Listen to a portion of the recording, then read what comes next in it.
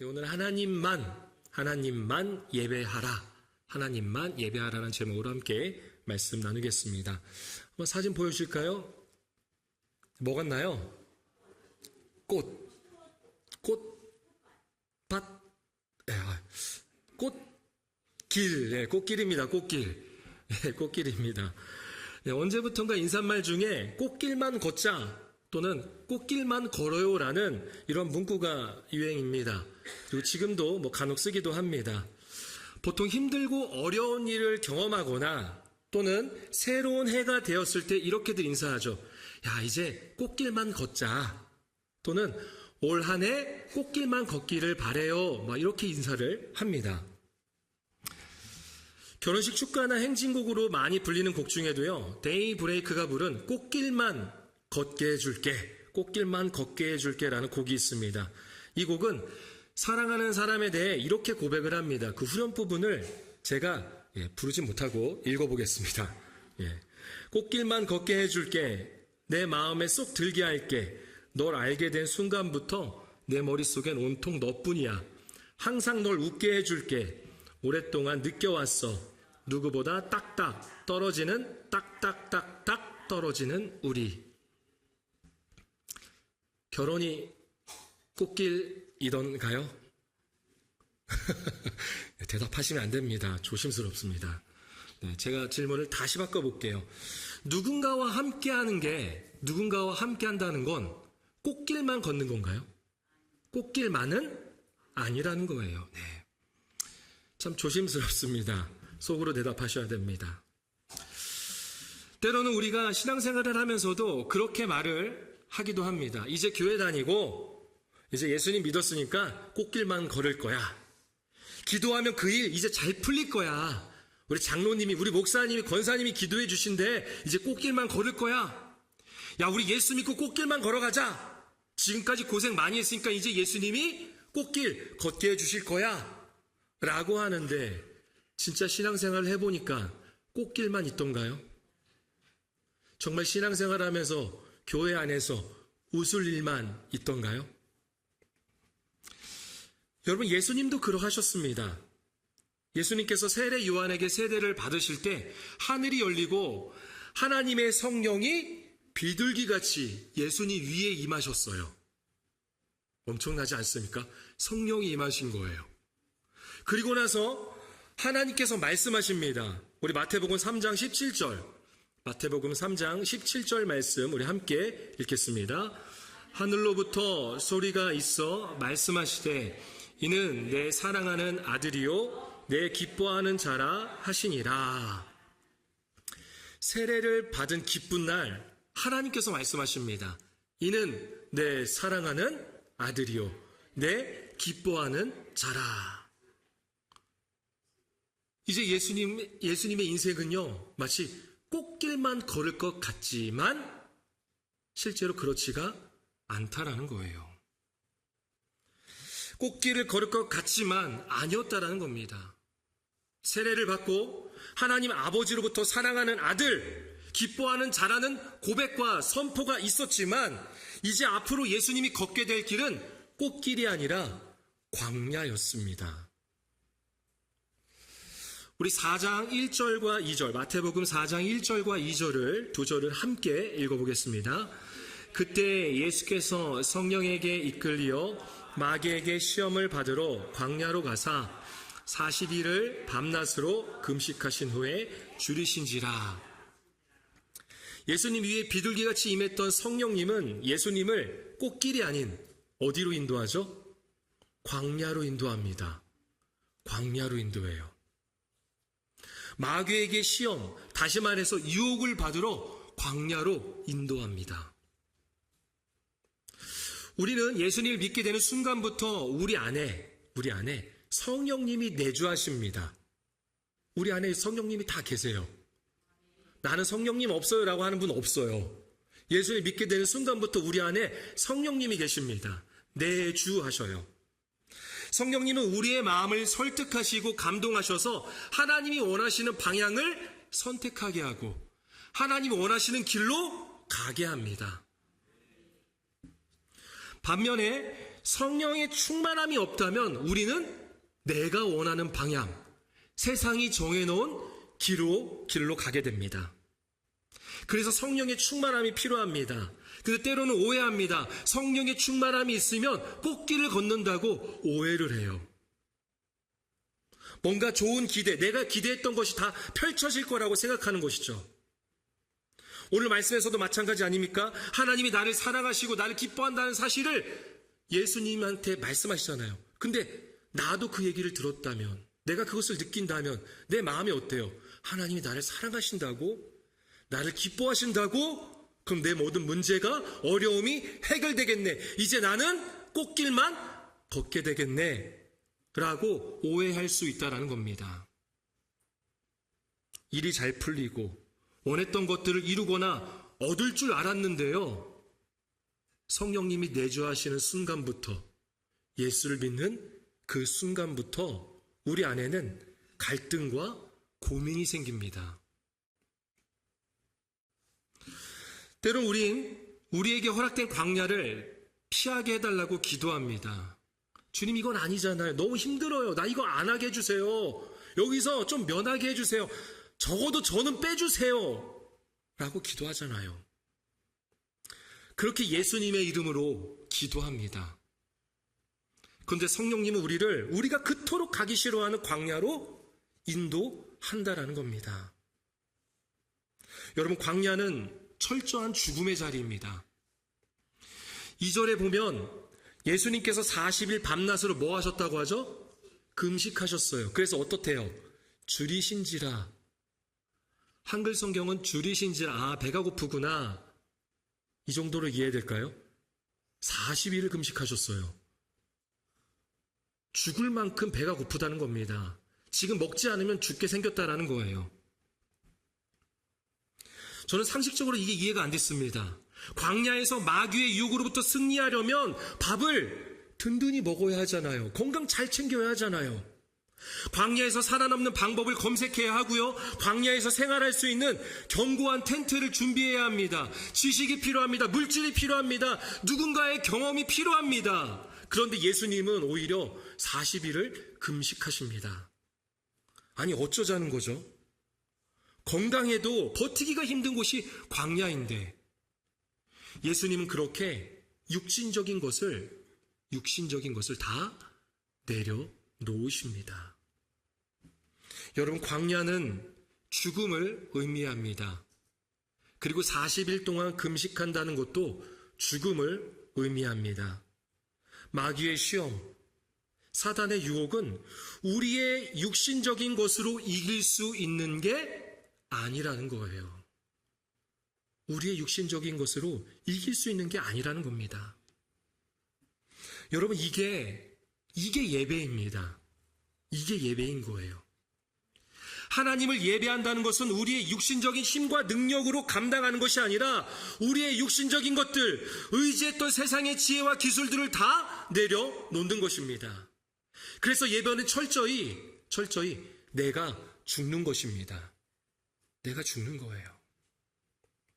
오직 하나님만이 나를 살릴 수 있다라는 광야로 들어가는 것입니다. 이것이 예배입니다. 언제부턴가 예배는 화려하고 편리해졌습니다.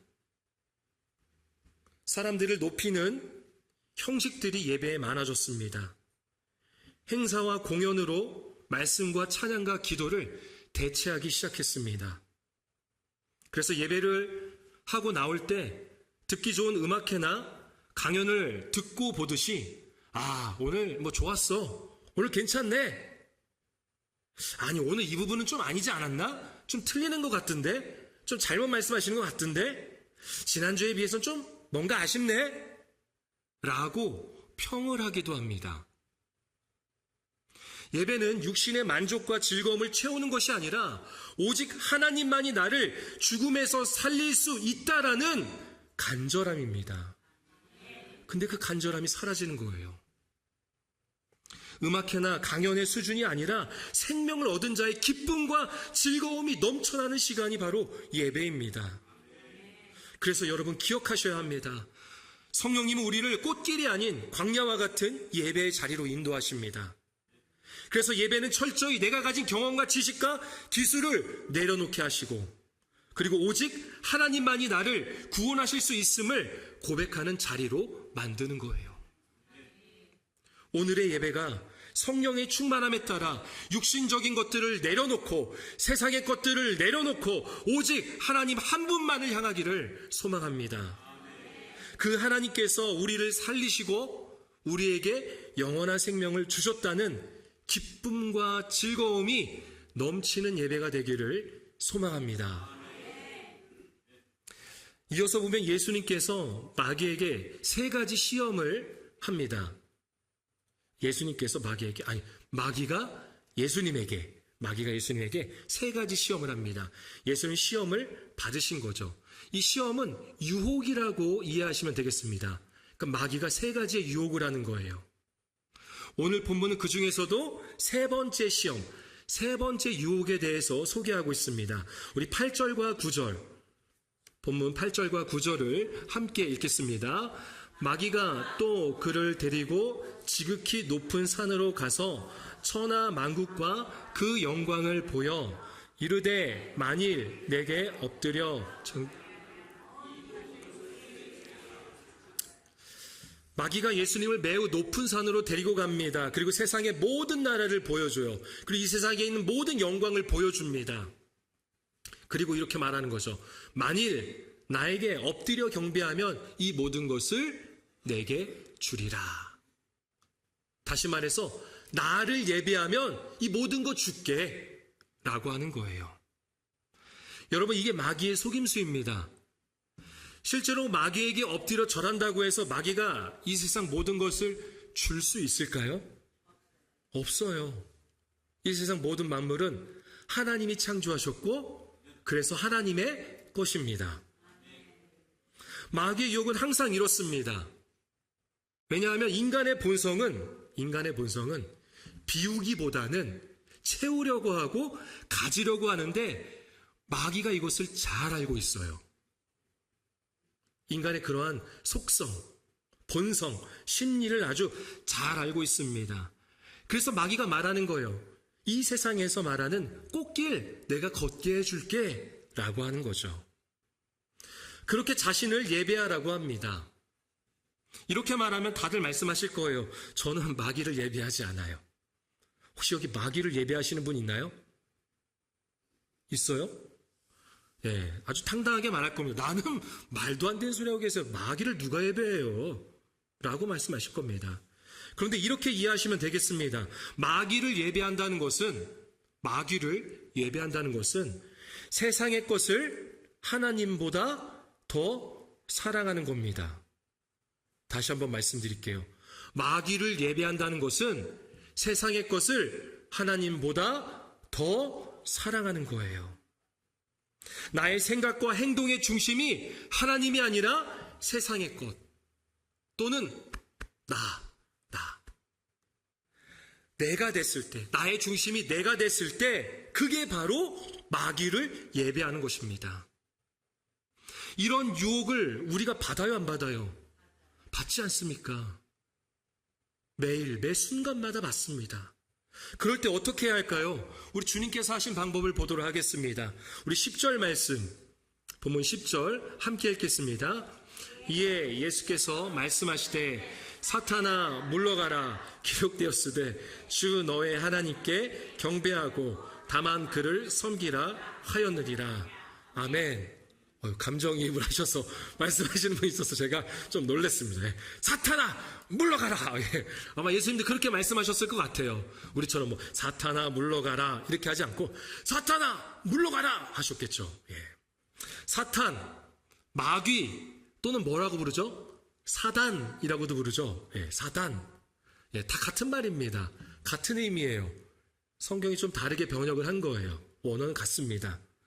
그리고 다른 성경에서는 악마로 번역하기도 합니다.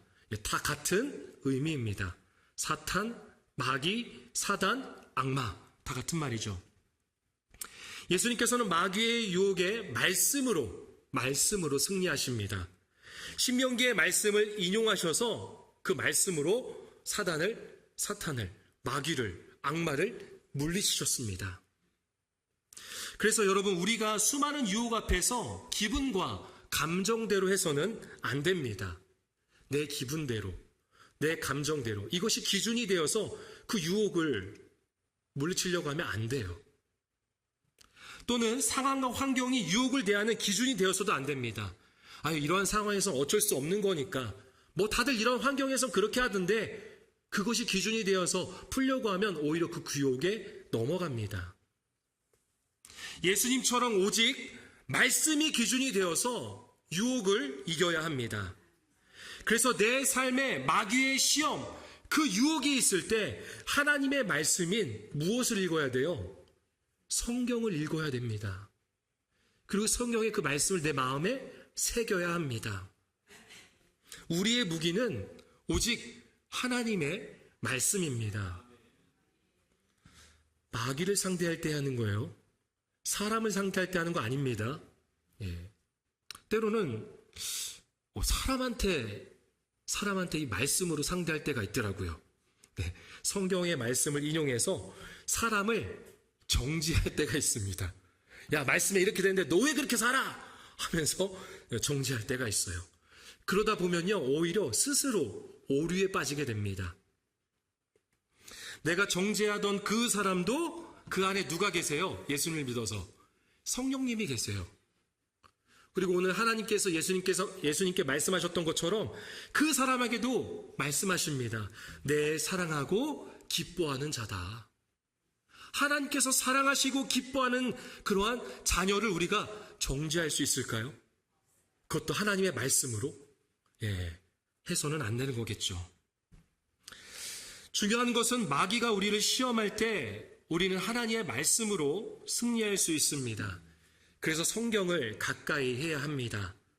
많은 양의 성경을 읽는 것도 물론 나쁘지는 않지만 한 절 한 절을 읽으면서 그 말씀을 마음에 새기시길 바랍니다. 하나님의 말씀으로 마귀의 유혹을 이기는, 마귀를 예배하지 않는, 마음의 중심이 하나님만 향하는 예배자가 되기를 소망합니다. 우리 마지막으로 우리 10절 말씀을 새 번역 성경은 화면에 나와 있습니다. 새 번역 성경으로 우리 10절 말씀 함께 다시 한번 읽어보겠습니다. 그때 예수께서 그에게 말씀하셨다. 사탄아, 물러가라. 성경에 기록하기를 주 너의 하나님께 경배하고 그분만을 섬겨라 하였다. 아멘. 주 너의 하나님께 경배하고 그분만을 섬겨라. 우리가 가진 개역개정에서는 다만이라고 했어요. 그래서 좀 의미가 약해 있는데 원어의 뜻은 이렇습니다. 그분만을 섬겨라.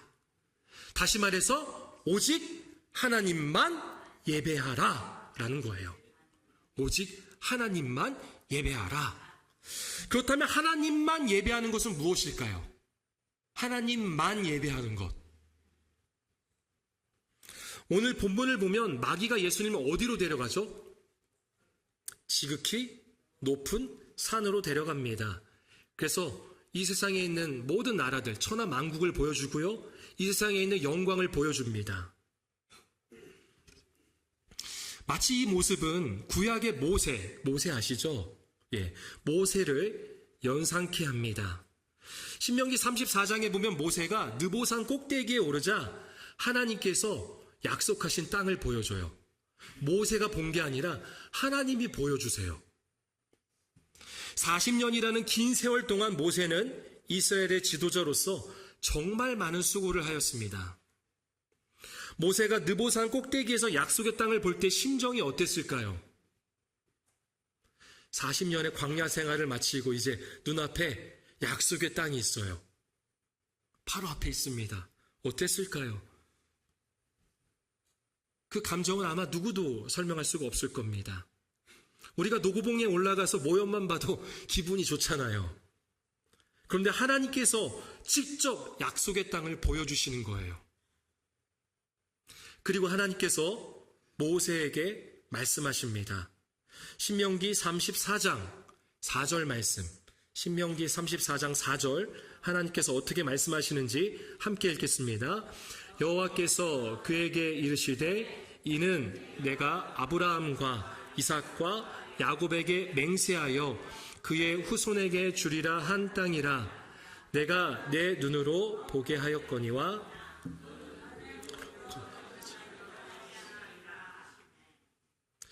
내가 너의 눈으로 보게 하였거니와 너는 그리로 뭐라고요? 그리고 건너가지 못하리라. 약속의 땅에 들어가지 못하리라. 여러분, 모세의 심정이 어땠을까요? 모세의 심정이 차라리 보여주지 말던가. 보여주고 나서 못 들어가게 한다는 건 뭡니까 도대체? 우리 인간의 본성이 그렇잖아요. 처음부터 보지 않고 없었으면 괜찮아요. 그런데 그런 심리가 있잖아요. 줬다 뺏는 게 오히려 더 나빠요.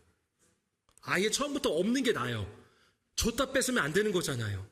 그 상실감, 불쾌감이 더 있습니다. 그런데 모세는 예배자였습니다. 그는 광야에서 하나님만을 예배하는 것을 배웠습니다. 이어서 다음 절인 신명기 34장 5절 말씀 함께 읽겠습니다. 이에 여호와의 종 모세가 여호와의 말씀대로 모압 땅에서 죽어.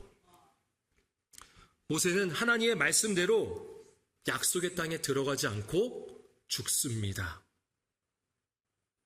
이렇게 이해하시는 분이 있을 수도 있어요. 에이, 모세가 그러면 죽을 때가 됐나 보네. 모세가 병에 걸렸나 보네. 뭐 상황과 사정이 있겠지라고 생각하실 수 있는 분도 있는데, 우리 34장 7절 말씀을 보면 모세가 죽음 전에 어떠한 상태였는지를 우리가 알 수 있습니다. 우리 함께 7절 말씀 읽겠습니다. 모세가 죽을 때 나이 120세였으나 그의 눈이 흐리지 아니하였고 기력이 쇠하지. 여러분, 모세는 잘 볼 수 있었습니다. 그는 충분히 힘이 있었습니다. 그런데 꿈꾸던 그 땅을 들어가지 않고 죽습니다. 왜요? 하나님의 말씀대로 하는 것이 바로 예배이기 때문입니다. 모세, 그는 예배자입니다. 그의 죽음은 헛된 것이 아닙니다. 누군가는 그리 말할 수도 있습니다. 야, 40년 동안 뭐 한 거냐? 죽 써서 개 좋은 거 아니냐? 왜 너가 못 들어가고 저 2세대들이 들어가야 되는 거냐? 너가 일바따로 들어가야지. 너가 얼마나 고생했는데, 노력했는데. 이건 아니잖아. 약속의 땅에 들어가지도 못할 거면서 왜 이집트에서 나온 거야? 후회하지? 라고 말할 수도 있겠죠. 어떤 사람이 이렇게 말할 수도 있습니다. 아직 건강하잖아. 야, 그냥 네 힘으로 들어가. 너 충분히 들어갈 수 있잖아. 네 힘으로 들어가. 너의 힘으로 해결해. 모세는 억울해하며 하나님의 말씀에 억지로 따른 것이 아니라 하나님께서 하신 약속과 이스라엘을 향한 마음을 알고 있었습니다. 저는 그래서 모세의 죽음은 하나님만 예배한 것이라고 믿습니다. 내가 원하고 바라고 기도하는 것보다 더 크고 선하신 하나님의 뜻이 있기에 나는 할 수 있어도 때론 하지 않는 것, 그것이 바로 예배입니다. 하나님의 말씀대로 하는 것, 이게 바로 하나님만 예배하는 것입니다. 말씀을 정리합니다. 여러분은 어느 길을 원하십니까? 내가 원하고 세상이 추구하는 꽃길을 원하십니까? 아니면 성령이 인도하시는 죽음과도 같은 광야를 원하십니까? 하지만 광야에서는 오직 하나님만이 나의 구원자이시며 영원한 생명을 주시는 분임을 깨닫게 됩니다. 광야를 통해 온전한 예배자가 될 수 있습니다. 수많은 유혹과 시험이 있지만 육신의 힘과 능력과 지혜가 아니라 하나님의 말씀으로 승리하는 예배자가 될 수 있습니다. 그렇게 철저히 나를 내려놓고 하나님의 말씀대로 행하는, 하나님만 예배하는 예배자가 될 수 있습니다. 그래서 언제나 어디서나 하나님만을 예배하는 우리 모현제일교회 성도가 되시기를 축원합니다.